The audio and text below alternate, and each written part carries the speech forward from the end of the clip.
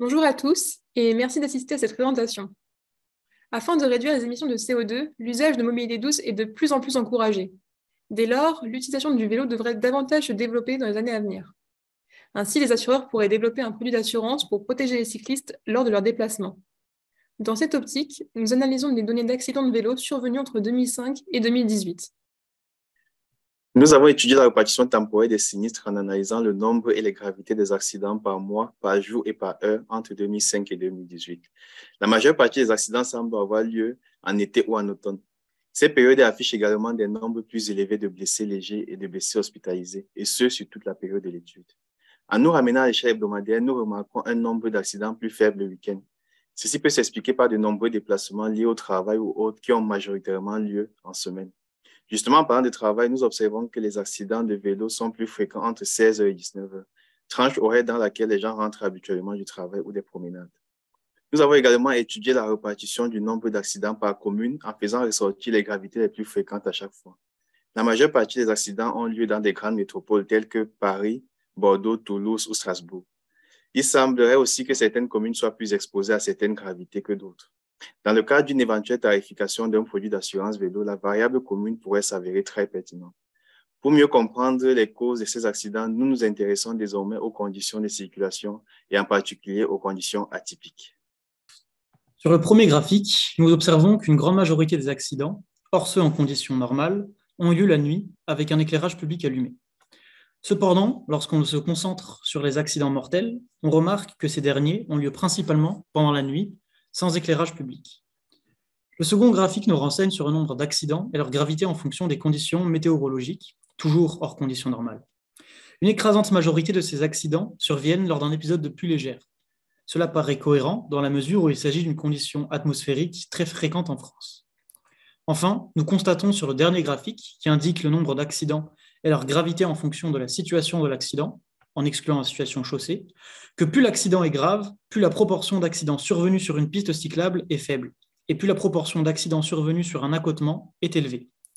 Ainsi, il pourrait être intéressant pour un assureur de prendre en compte le fait qu'un cycliste circule ou non dans des zones éclairées et dans des zones où le nombre de pistes cyclables est important, afin d'optimiser son système de tarification. Néanmoins, les conditions de circulation ne suffisent pas à expliquer totalement les accidents. En effet, il existe des variables propres aux cyclistes qui pourraient favoriser le risque d'accident. L'objectif est de proposer un produit d'assurance vélo et donc le sexe ne fait pas partie des critères retenus. Pour ce qui est de l'âge, nous notons qu'entre 2005 et 2012, les accidents sont beaucoup plus importants pour les tranches d'âge 11-17 ans et 25-34 ans et à partir de 2012, ils touchent beaucoup plus les tranches supérieures. Les plus de 65 ans sont ceux les plus tués lors des accidents les impliquant. Pour la plupart des accidents, l'usage de la sécurité est indéterminé, ce qui ne nous permet pas d'établir un quelconque lien entre l'usage de la sécurité et la fréquence ou la gravité des accidents.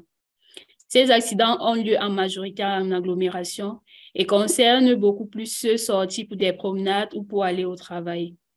Au cours de ces accidents, heurter un véhicule occasionne beaucoup plus de blessés légers que de blessés hospitalisés en agglomération, que hors agglomération, la proportion des blessés hospitalisés ou des personnes tuées est importante.